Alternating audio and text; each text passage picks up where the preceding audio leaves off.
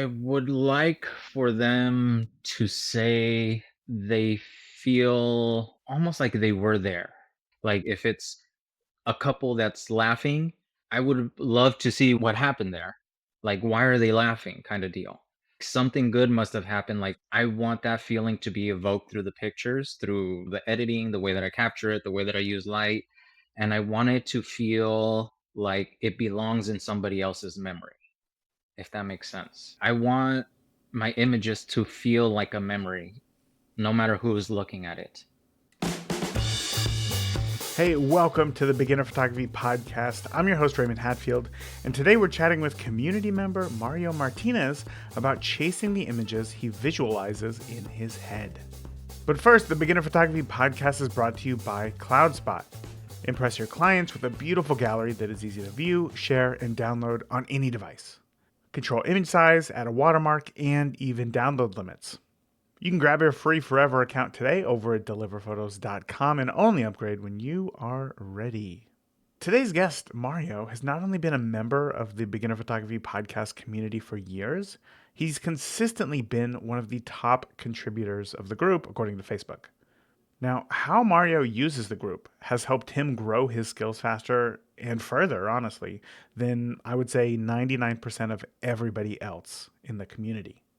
See, when Mario posts something in the group, he doesn't just say, here's a photo that I captured today. What do you think?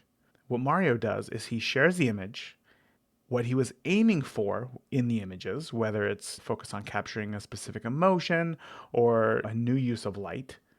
And then he asks, hey, what did I do that works here? And what specifically about my lighting or timing could I improve next time? And that is a game-changing move that everybody should implement. And I have to say, when talking to him today, after years of interacting with him in the group, it was exactly how I imagined. He's curious, he wants to learn, and he wants to be the best version of a photographer that he can. So in today's interview, we talk a lot about visualization, coming up with the idea for photos in your head. We talk about how you have to be a selfish photographer to be a generous photographer. And we talk about how photography acts as a second or external memory for your life. And as I said earlier, Mario is in the Beginner Photography Podcast community where he's able to learn and grow his skills as a photographer. And I would love to invite you to join Mario, myself, and the others in the group as well. So why don't you come join us? Just head over to beginnerphotopod.com/group to join us now. It's free and honestly one of the safest places on the internet for new photographers like yourself. So with that, let's go ahead and get on into today's interview with Mario Martinez. So Mario, I'm just going to jump right into my first question for you, which is, when did you know that photography was going to play an important role in your life? I don't think I ever realized or thought it was going to play a big part in my life.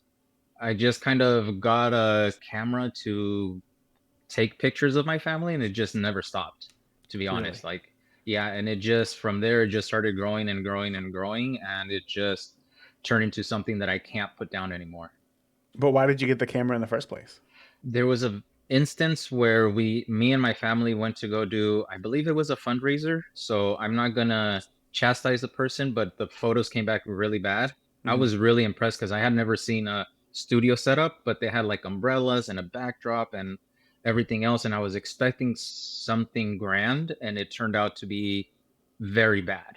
And I said, I'm going to go ahead and just learn how to take pictures so I could take pictures of my immediate family for the holidays and stuff like that. So, Is that kind of indicative of who you are as a person? Once you start to get into something, you just dive all the way in? no, this is the first time, like, I'm your typical ADHD kid. So I would pick something up and then I would go do it again and then drop it and then go to the next and next. Like, you see the guitar back there. It's been sitting there for so long and I've tried to learn, but I just never stuck with it.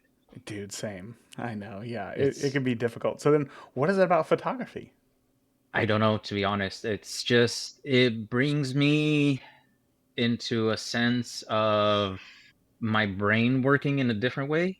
Mm-hmm. So I'm not gonna say I'm a very technical kind of shooter. Everything that I do is almost intuitive, and that's just in my life. Where I'm like, this feels right, this doesn't feel right, and I don't. technically go say, well, if I put this here, it's gonna go like this and like blah blah blah. So it's just very, it just feels right, if that makes sense. It does. I've never been diagnosed with ADD or ADHD or anything, but I would definitely say that I have a lot of tendencies that would suggest that that's a possibility for me.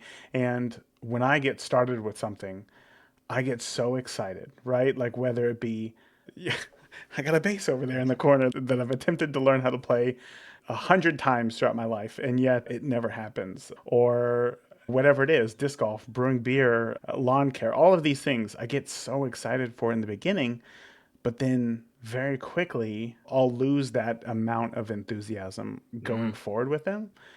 So I think for me, when it comes to like photography, I think for me, the thing that made me stick with it was its, I don't want to say ease, but like the ease of ability to capture. yeah. Because it's like with drawing, it could take hours. With music, if you get, it's so hard to tell if you're good or bad. It's the same with brewing beer as well. But it's like with a camera, I don't have that same sort of barrier. I can look at it and kind of subjectively say yes or no, it's good or bad, and then keep going from there. Would you say that it's similar for you? Is that right?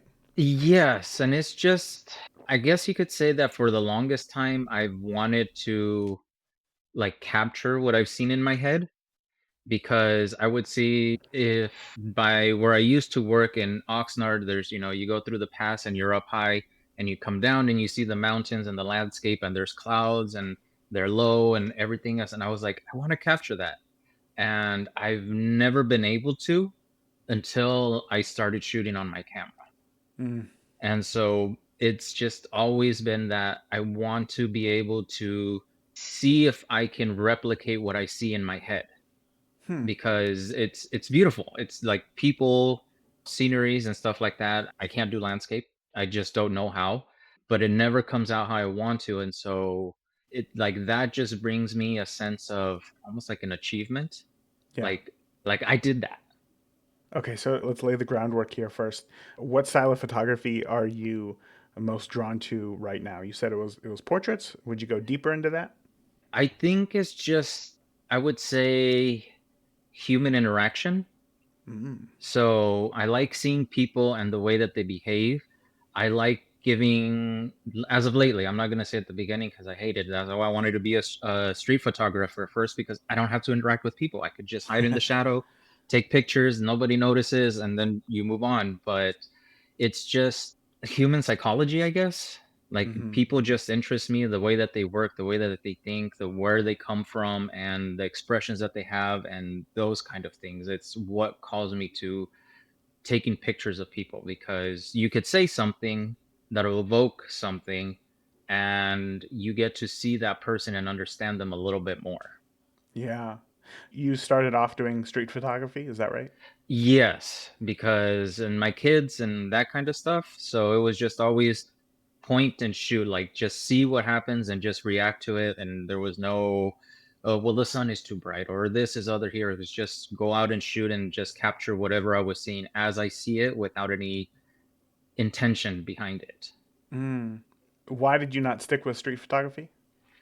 I just don't have the time. Like I'm Mm. constantly working. I work 7 nights a week, so it's just I wake up, go to work, come home, go with the kids, and then if I have time to, I'll do something here at the house, but I don't feel like I'm anywhere close to where I could be to go do street photography. I see. I see. Yeah, street photography is one of those things that's like, I've shared this before. I don't live in Indianapolis. I live in a suburb of Indianapolis, but it's like the town that I live in is Mhm. small enough to where if I were to just go out on the streets, it could be a while until somebody shows up, Like it's not, Yeah. it could just take time. Whereas if I'm at home, I got a dog, I got kids, I got my family who I could photograph here. Was that the natural progression for you to just start photographing your family? Yeah, that was always 100% the goal. And it was my, especially my oldest son. He's been my test subject for everything and anything that I've ever done or tried. From trying to figure out exposure from just laying in my bed and using my camera to take pictures from my bed to where he was and that kind of stuff, or wherever I Mm-hmm. was standing at. And then from there, it just progressed to my girlfriend and then her kids that are now my kids. And so our kids. And it's just been an ongoing evolution of like, I want to have something for me. I was going to say for my family to pass down, but it's for me Hmm. to have something to remember my family by because I didn't give any value to photography before. Like it didn't make sense to me like why people care so much about photography until I got custody of my oldest son. Explain to me a little bit more about the difference between shooting for them and shooting for yourself. So I guess you could say I'm just selfish in that sense. I don't think that's what it is. Yeah, well, for me it is. It's more of a I want something for me. Like it's nice for me to shoot and to have these memories. I don't know if they'll appreciate them the way that I do, but I have pictures of my mom playing soccer with all the grandkids. And as they're getting older, I didn't understand what it was to say have a finite time with somebody because I went from having a kid to he wasn't there one day and then I got him back again.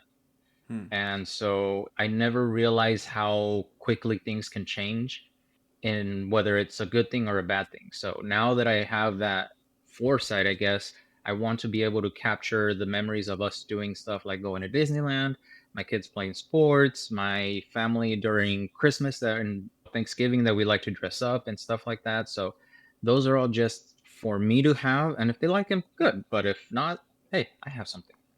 I wouldn't consider that selfish at all. In fact, I would consider that extremely generous. Because I have found that as a photographer, when I'm trying to create something for others, Hmm. I'm not that other person, right? So it's hard for me. I just have to make assumptions of what it is that they want and how it is that they want that. Whereas Hmm. if I'm photographing for myself, I know what I want. I know how to stylistically capture that, and I'm able to produce what I think is a better product.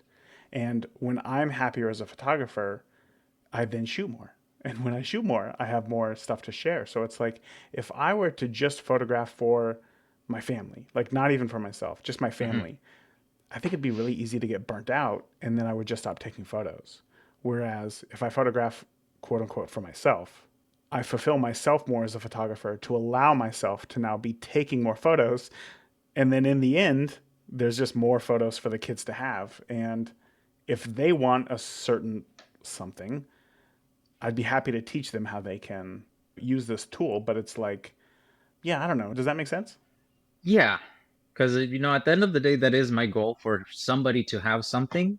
Mm-hmm. But I just, like I said, I want to take the pictures that I want to take at the Yeah. end of the day. Yeah. And I want to shoot the way that I think that I can do it and not in like if somebody, if my kid comes like, there's been a couple pictures where he's like, hey, can you make me look like an anime? And I was like, okay, ghost trails, let's go. Yeah. And like we do the whole shutter drag and I'll put some lights and there's trails coming off of him and while he's doing his thing. And I like challenging myself, and you can say that was for him, but I have that memory of him now that he's into this because right now he's getting ready to do a tournament for boxing, and I don't think anybody else is going to have pictures of their kids doing these things for boxing. Right. Right. And Yeah. but I do. And you do. And that all Yeah, stemmed from you wanting to capture it the way that you want to capture it. So exactly. I wouldn't consider that selfish at all. I think again that's a very generous thing. So I like that. Let me ask just so that we can get kind of an idea because as you know, I mean, you're in the Facebook group. There's a Hmm. wide range of skill people with different skills, right? Yeah. Within the Facebook group. People who are brand new to photography. I think I saw somebody today just say that they got their first camera last week. And as you know, Hmm. yourself included, there's people who have been shooting for years. So, how would you describe your current skill level and your confidence behind the camera? I am comfortable behind the camera and I'm also very ignorant behind the camera. There's a lot that I don't know about photography. So that kind of opens up a lot of possibilities as towards what I can do. Cause like I don't know this lighting technique, but I also don't know how to do it properly. So there's technically not a wrong way for me to do something. So for me, it's like my ignorance is my greatest asset at the same time. So it's Yeah. like I don't know what good lighting is, because it's just the way that what I know how to do right now. And but I'm not a Lindsay Adler or a Seth Miranda and or a Chris Knight and those kind of people that they're pros, but I know how to do what I know how to do, and I know that there's still a lot more that I need to learn. I think that's always going to be the case, though, right? I hope so. You're right. Like I don't want to tap out and be like, "Oh, there's nothing left for me to learn. What do I do now?" Like, I guess I'll go play with my kids now. I know. Like, how sad is it to think? It's so funny because it's like when you first get into photography, you think, I want to know everything about photography. And then as you get deeper into this journey, you think to yourself, I hope that I never learn everything about photography because, at least for me, that joy of discovery, Hmm. of trying new things is is what I'm after these days. You know, it's like it's not so much the end result, but it's well, I guess it's the journey. It's the Yeah. journey. Yeah. Oh yeah. I love that. Okay, so you feel confident behind the camera. So let's go back to the beginning a little bit. What Okay. camera did you start with, and what was the most challenging element of photography for you to learn when you first got Okay. your camera? Well, my first and only camera has been my Nikon Z50. Oh, really? Okay. And yeah. So that was 4 years ago. I bought it on Valentine's Day, actually. Huh. So I'm never gonna forget that day. But yeah, so I bought that camera, and I still don't think that I've ever felt like there's been anything hard or complicated about photography per se. So it's just been constantly trying and learning and doing stuff with the camera, because again, when you're ignorant and you're like, "Oh, well, I've never had a camera. This is the best camera I've ever had." So I don't the first picture I took was the best picture I ever took, because there's just been nothing else like it before it. So I don't know what else to compare it to. And so the journey has just been like, okay, let's try this. Let's go here. Let's go there. And just constantly learning to attach myself to the camera, I guess, because that's what you always told us. Yeah. Grab your camera, go outside, get used to having it with you, even if you feel weird. And it does feel very weird. Still It today, does like I feel don't, weird. yeah. So I still don't make eye contact with people when I'm out shooting, and it just feel like, oh, they caught me. Well, But that's the thing. I feel like if you do make eye contact, then there's more of that question in their mind of like, were they looking at me with that camera? Yeah, no, I try to do that same thing. exactly. And it just feels awkward, like, no, no, Yeah. don't do it. Well, it's funny. I just looked right now in the group and you joined March 10th of 2021. So you must have joined less than a month after getting your first camera Yes. or after getting your camera. Wow, Yeah, that's yeah. wild. Okay, so Yeah, then tell so me first, how did you find the podcast? How did you find the group? well, first had the idea of buying the camera, and then it was me realizing I don't know how to use a camera. So how am I going to learn this? So then it was just, let's find out whatever I could do with a podcast. I had never really learned it or listened to podcasts until I started listening to yours. Like I had just heard like one or two, and I was like, podcasts aren't for me. I'm usually listening to music. So I started listening in 2020, and so I could figure out how to use a camera before I got it, and then I got the camera, and then like just kept going, and now it's like everything is a podcast. Everything is a podcast. Everything, like so many different podcasts for photography. Like yours is different because yours is almost more like inspirational, I guess, Hmm. because it's a story, it's behind the scene, how did you get here, it's very heartfelt, I guess you can say. So it just makes me feel like I want to understand how people shoot so I could learn how to do that, because photography means something to me. Mhm. It means something to somebody else, and so it just grew from there. And then there's business podcasts and different people that I listen to, and a whole bunch of different things in between. First of all, let me say thank you for that description. I love how you're able to pull that out of the podcast because it's one of those things. It's funny because I was looking back at some of the earliest episodes of the podcast as I Hmm. go through and I try to update them. Like some of those first episodes were like about how to use Snapchat for photographers, and then there was an episode with Brian Caparici on like Clubhouse, and it's like Hmm. there are some things that change, you know, and I don't want to be the podcast where all of the information is topical right now and only right now. And I do strive to create more of an inspirational Oh yeah, podcast episode. So hearing you say that, I really appreciate that because I think that the inspiration is something that can last much longer than like any social app or tip or trend of the day. exactly. So that's cool to hear from you, man. I really appreciate that.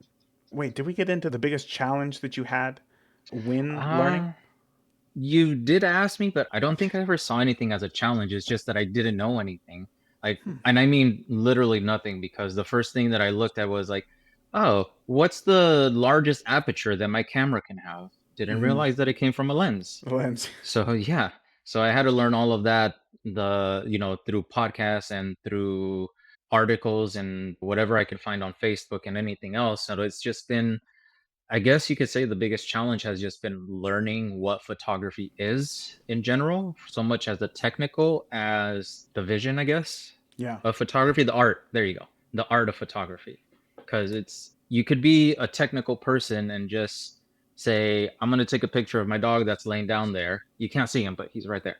And call it a day. And then it's gathering all of the information of, okay, I just want to have his nose in focus. That means I got to get closer. I have to have a shallow depth field, and just gathering the information, I guess, was the most challenging part, and figuring how to create the image that I see in my head. Because you don't know what you don't know. Exactly. Yeah. So it's just always been like chasing, chasing, chasing, chasing, chasing, and I guess that has been the most challenging part, trying to get the image in my head out into reality. So let's talk more about that vision that you have in your head because it's funny because when I look at your work, like if somebody were to tell me like, "Hey, Mario just posted something in the group," I would have like no preconceived idea of what it might be. Like it could be photos of your son like boxing, it could be plants, it could be double exposures, it could be the shutter drag, it could be your trip to Disneyland, like it could be the family rollerblading, it could be so many things. And that's one of the things that I love most is how versatile you are in what it is that you're able to shoot. But even concert photography, you shared some photos like of a concert that you had went to. Talk to me then about, I don't want to say talk to me about your vision, but like it seems to me like you have a way of seeing the world and you have a direct connection with your camera to be able to capture it in such a way that it I can tell that you're reaching for the vision that you have, that you're reaching for the creative idea in your head, that it's Hmm. not just a snap. It's not a snapshot, it's not unintentional, but you're actively going for it. And I can tell that from every single one of your photos. So, talk to me about that creative process for you from when does this vision for a photo start and then how do you get to the point to where you press the shutter and you achieve it? That's a giant question, Okay. so take your That time. is a very, very big question. Hold on. I'm gonna need like half an hour to process this. I got time. It's weird or funny that you say that, because I don't put as much thought into it as it might seem. It's just more of observing the world for a second and just slowing down, just observing. Like if I'm at a, like you said, at a concert, I see the person, and if I've seen them before, sometimes I know exactly what they're gonna do. Like there's a band called the Agrolites. I just shot them, and we went to go watch them, and it's almost like every single show that they have is the same thing. So you kind of know what to expect, what they're gonna do, how they act, and stuff like that. But you're like, I see the lights and I see the things, and it's almost like trying to create a movie poster, if that makes sense. Because a lot of everything in my images, like a lot of the visual elements that I have in my head, come from being raised on TV and movies. And so people used to call me Bobby from Bobby's World, because that was just me, just living in my head, just constantly, imagination running wild, and like, let's go on an adventure. All right, let's go. And so, Wait, real quick, did you have that big wheel? That same big wheel that Bobby had? God, I wish I did. I was too busy being on a skateboard. Gotcha. Yeah, but maybe it's my ADHD that makes me hyper aware of the world, that it's just a small instance. Like you have a small window to see something that you're never going to see again, ever, ever, ever. And so I've been seeing those things in my head for such a long time that now my camera is just allowing me to create that image for me if I'm doing something like I think that's the best way that I could explain it, if that makes sense. It does make sense. Is this something that you think has developed over time since using your camera, or did you have the same ability Oh no. day one? No, well, I've had the same ability in my head since as far as I could remember. Like Mm, there's just been certain moments in my life that I wish I could forget and moments that I'm glad that I have in my head. You mm. know, and moving around and doing a bunch of different things since I was a kid and living in places like Mexico City, it was just you see a lot of things in the best and in the worst ways. And my brain works almost like a sponge still, that I have so much information accumulated in my head that it's just all mental images of stuff that has happened in my head. How does the camera fit in there? If you're keeping these memories in your head, why even get a camera? Because I don't know if you this is normal or if you've ever felt this, but sometimes I have memories in my head that almost feel like a dream. Like, did it actually happen? Hmm. And I want to know that it did happen. Mm. So that's where the camera comes in for me to know that okay, this did happen. And I have this as proof and I almost validate myself with that and I get to make it look kind of cool, I guess. You definitely are able to make it look pretty cool. So then, one thing I've noticed with you over the past few months, year or so, Hmm. is your growth into the space of lighting, right? Hmm. As you mentioned earlier, you talked about shutter drag, which requires flash, it requires some lights Yeah. set up. You've been doing outdoor portraits, you've been doing more creative portraits as well. So, when we think about these remembering moments in time as though they actually happened, talk to me about fitting these ideas of more creative uses of light, which we wouldn't normally see with our eyes, but we're able to create with a camera, and the importance that being able to do that is for you. Because again, as I said, like, you've gone deep into the world Oh of yeah. flash photography, and it's been Oh yeah. amazing to see. But yeah, sometimes we create images that are not based on the reality in which our eyes see, but it's a world in which we're creating within our head. Does that make sense? Yes. So, well, it's your fault, first of all. You're welcome. Yes, so thanks. But you pushed a lot of people in the group, or I'm just gonna say you pushed flash photography out just as a means to enhance a picture. But for me, it was without a flash, the pictures don't feel what I want to capture. So there was always something missing without the addition of flash. And once I started using flash, it was not necessarily, I don't think of it as creative, or at least not yet, because I think that there's different kind of people when it comes to photography. Mhm. Like there's the natural light users and they're happy to be like that. There's the people that use flash and I think I'm in like in the middle group of my I don't know how I segment people. And it's I know how to use the light to enhance what I see. Mhm. And then I think that there's other people like Lindsay Adler and other people that create something, that they create a stage, they create an ambience, they create a scene with the light and with props and with everything else. And I am not creative in that sense, but I know that without light, I can't bring the vision that I have in my head into reality, if that makes sense. Mhm. I would say that I'm similar as well. When I create images, I don't use light to create a new world. Hmm. And I know that I want more than just what's available naturally.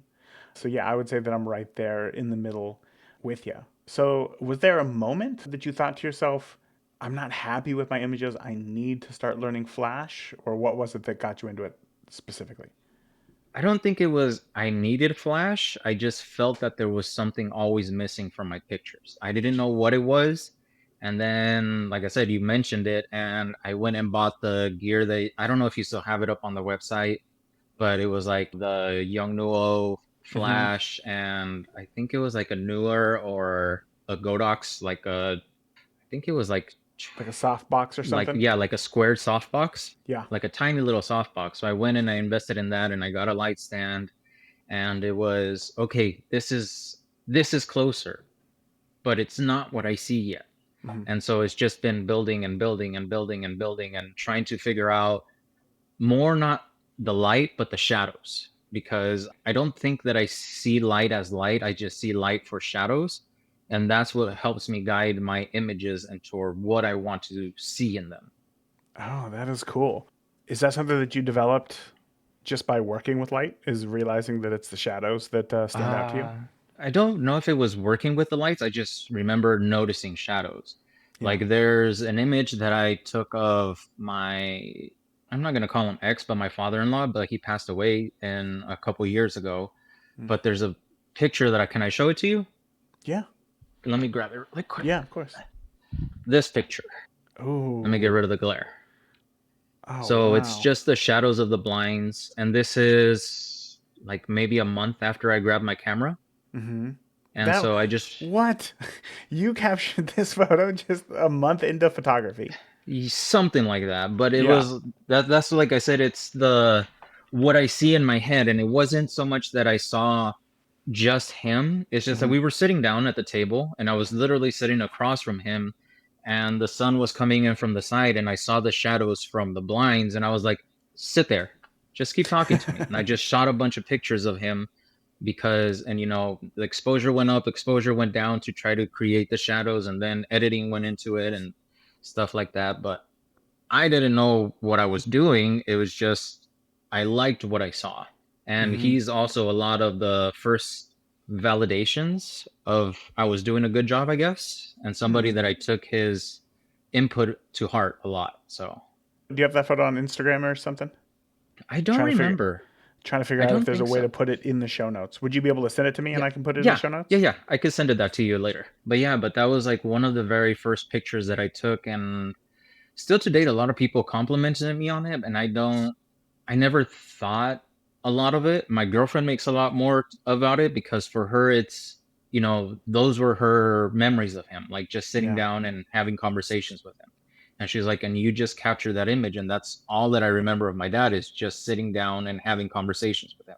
Yeah, so he gave me a lot of encouragement and pushing and started noticing things in me before I even can say I loved photography. So it was nice. That is nice. It's always good to get an encouraging word, especially in something so subjective as photography. Everybody has their Exactly. own Yeah. opinions on work, and there's work that gets a lot of praise that I don't see why it's getting a lot of praise, and then there's stuff that I think people hate, and I Yeah. absolutely love it. So, yeah, to hear that your stuff, that somebody likes your stuff, that it's resonating with somebody, that it means something to somebody, it does feel good. It does feel Yeah. good. So, I want to go a little bit deeper into that because I think you Okay. said something there that was really interesting. And that was, your girlfriend said, like, this is what I remember of my dad. This is truly who he is. And I think when I look at your images, I see two different things. I do see a opposed look, right? Mm-hmm. And that's typically coming from like the kids. And I can tell it's like, okay, this is something that you set out. This is something that you're testing. This is something that Yeah. you're looking to achieve. But then also, when you're out, when you are on a family adventure, when you're all rollerblading together, when you're doing, Mm-hmm. whatever, there's something about those images that feels so genuine and so pure and not put together or anything like that. So, I guess let me ask you, are you trying to keep the two separate because they're two separate things, or would you say that you're trying to get closer to one version or another? I think I'm working to getting closer to things not looking so posy, I guess. Like, Oh, okay. yes, I think that there's a time and place for everything. Yep. And so if I'm doing an engagement shoot, like in my head, I know that they're going to want some of the, hey, let's look at the camera, let's hold, let's pose, let's do this. But at the same time, it's like, how can you get them to act themselves out in public Mm. and not feel awkward in front of the camera kind of Yeah. deal. Because I Yes. would still want them, like, if they're walking, I want them to feel like they're just walking and hanging out with themselves. And at the same time, if they're kissing each other, I want it to look like they're just kissing while doing something else. But at the same time, I want it to incorporate the background into whatever it is that I'm shooting to make it look like they belong in that scene, in that environment, if that makes sense. I love that. Yeah, absolutely. Yeah, so I think I'm just trying to get closer to how can I make things look the way that I want them to and feel natural at the same time. How are you working towards that? Because I just real quick, I remember Yes. your engagement session, one of the ones that you posted, and I thought that you nailed it with that. I thought that it looked Okay. very natural. So maybe some of the images that I'm thinking of where it feels a little bit more posed, again, I get it with kids. Like my kids do it too, even today. Oh Like yeah. I get it. Maybe some of those are older images, but with your engagement stuff, you've been killing it. And I definitely Oh, think that it has thanks. that feel. So how are you practicing to get closer to making your couples or your subjects feel more comfortable in front of the camera so that their genuine self comes out? Talking. That's one of the biggest things that I found out. Like even when I'm taking pictures of my kids, like I said, it's just waiting for that one moment because I could be talking to my kids and I could just tell, especially my teenager, I could just, if I want him to smile, I'll talk to him like, "Hey, what's going on with schools?" And then I'll just blur out boobs, and then he'll be like, "Ah," and then he'll start laughing, and then because he's a Kids. teenager. Yeah. Yeah. And it's just waiting for that small moment to for something to happen. And it's the same thing with my other kids. Of course, my daughter, perfect princess. She does whatever I ask her to. She always wants to cooperate. And girls, I feel, are easier than boys. Boys are always just stiff. Mhm. So it's just been trying to figure out how to talk to different people so that they can react the way that I want them to, I guess you could say. Mhm. Are you saying that you are just trying to distract them from the fact that Yes. there's a camera in front of them? Yes, like Peter Hurley. Like let's just for say, like one of his things when I was doing a photo shoot with some models and we were doing like a group meetup thing. I remember I used one of his lines and I was like, okay, now turn your nose a little more right towards Orion's belt. And then she just looked at me. She's like, what? And but that was just enough to get her out of I'm a model. Yeah, And then it yeah. was just a genuine smile. She relaxed, and then we just kept shooting. And but it's just trying to figure out those little things of how you can distract people enough to forget that they're taking a picture. That's so huge. That's so huge. It's funny because it's like we as a society take more photos of ourselves than ever before. And yet I feel like there's also so much more trepidation to getting your photograph taken, right? Yeah. And I don't know if it's because we've just seen ourselves more, so an image means less. I don't know what the answer is, but I think it's fascinating that that's what we do, and but I can tell you it works. Like obviously it's working. I've seen it in your images, and I would just say keep it up Yeah. because I like what you're doing and it makes sense. Like from a psychology It's perspective, it's take yeah, somebody's mind off of the camera, they're going to act more natural. You're going to be able to get better photos. So exactly. that's great. Well, let me ask because we're getting to the end of our time here. One of the things that I think of in photography, I don't really talk about it often, but it is its legacy, right?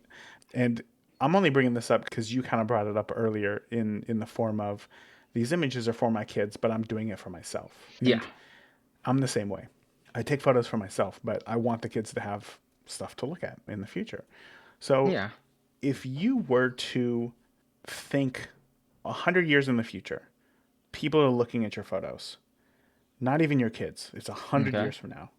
What would you want those people to say about your work? I would like for them to say like they feel almost like they were there. Just in a sense, like not just necessarily in per se, they just wish they were at Disneyland per se. Like if it's a couple that's laughing, I would love to see what happened there. Like why are they laughing kind of deal. Something good must have happened. Like I want that feeling to be evoked through the pictures, through the editing, the way that I capture it, the way that I use light, and I want it to feel like it belongs in somebody else's memory, if that makes sense. I know it sounds very weird and you know, awkward, but that's just how I feel. Like it just like I want my images to feel like a memory, no matter who's looking at it. Ooh, that kind of sent So chills down my spine. I love that idea.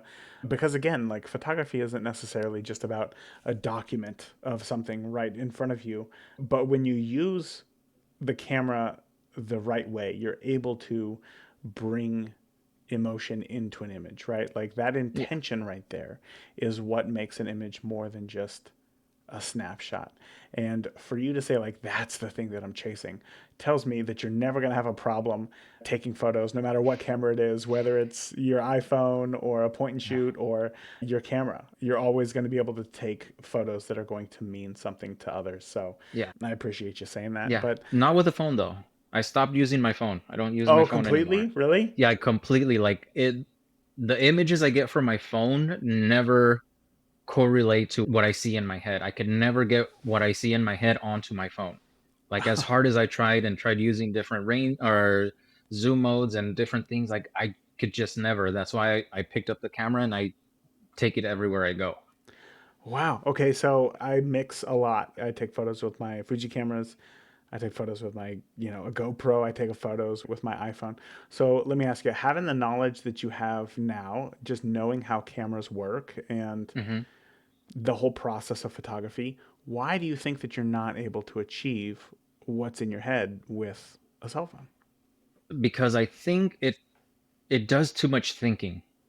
The camera does too much thinking. Yeah. So like with a phone, like I might be able to do something more with like say a point and shoot camera than I probably could with everything that a phone does. Don't get me wrong, I still think that phones take great pictures, they're great quality.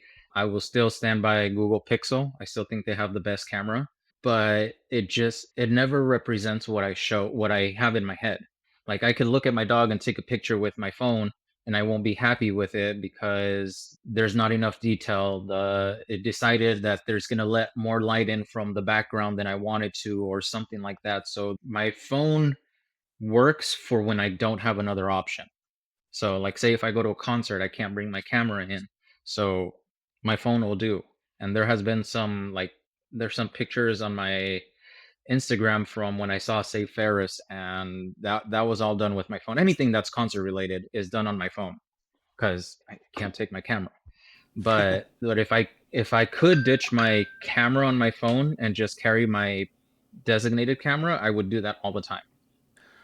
I love it. Well, Mario, I got to ask my last question for you here is this is geared to help the people who are currently in the group who are struggling to really make any progress with their photography. And that is if you were to rewind the clock the 4 years to shortly after you first got your camera, but you have all the knowledge that you have now, right? What's the Mhm. one thing that you would tell that version of yourself about photography to either make it easier or just more enjoyable?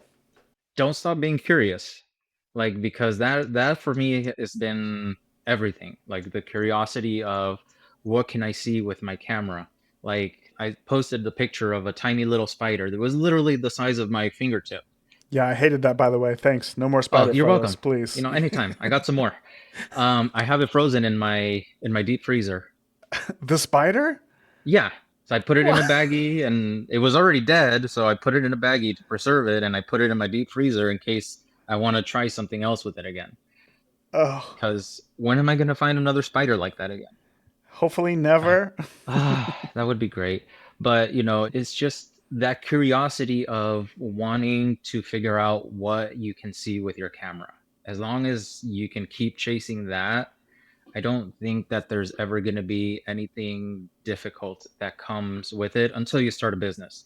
Then that's a completely different story. But in terms of just learning your camera, like just that of saying, what happens? What can I do? What can I see? What can I add? Then it creates a lot of possibilities and it Hmm. never ends. Hopefully, yeah, hopefully it Yeah, never ends. I don't think so. Well, Mario, again, man, we're at the end of our time. I appreciate you so much.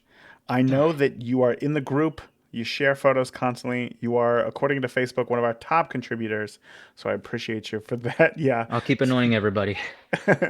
But for those who want to follow you in the group and they want to follow you outside, where's the best place to see some of your work online?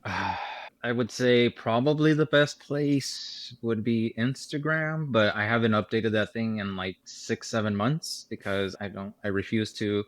I just don't like social media, but that would probably be the best place. And I just started my website, so that has more of my recent work, and everything is under Mario's creative imagery. So if you guys look for that, then you can find it. Remember, if you have any follow up questions, Mario is in the community. So if you got a question to ask, or you just want to start sharing your photos and getting feedback on your work, then join him, myself, and the thousands of others who are looking to learn and grow their skills in photography by heading over to beginnerphotopod.com/group now to join us. Today's action item, meaning the one thing that if you implement it today will move the needle forward in your photography, is this: take your camera with you everywhere. Mario talked about taking his camera everywhere with him, and by forcing himself not to use his cell phone, he's been able to not only capture more and higher quality images of his life than what he would with a cell phone, but also it gives him a huge advantage of simply spending more time with the tool and capturing more images. So I encourage you, take your camera with you everywhere. Whether you gotta buy a comfortable shoulder strap, a padded pocket for like a purse or a backpack, or a wrist strap, or honestly, just do what I do and just kind of throw your camera around. And I don't mean like throw your camera around, but I will tell you that cameras are not as fragile as you think that they are. So like you don't have to protect it as if it's some fragile egg or something like that. Just take it with you, capture more photos. Take your camera more places, photograph more things, get better. That is it for today. Thank you for tuning into this week's episode of the Beginner Photography Podcast. If you enjoyed today's episode, please share it with a friend. Start a conversation. Grow together. That is it for this week. Remember, the more that you shoot today, the better of a photographer you will be tomorrow. Talk soon. Thank you for listening to the Beginner Photography Podcast. Keep shooting, and we'll see you next week.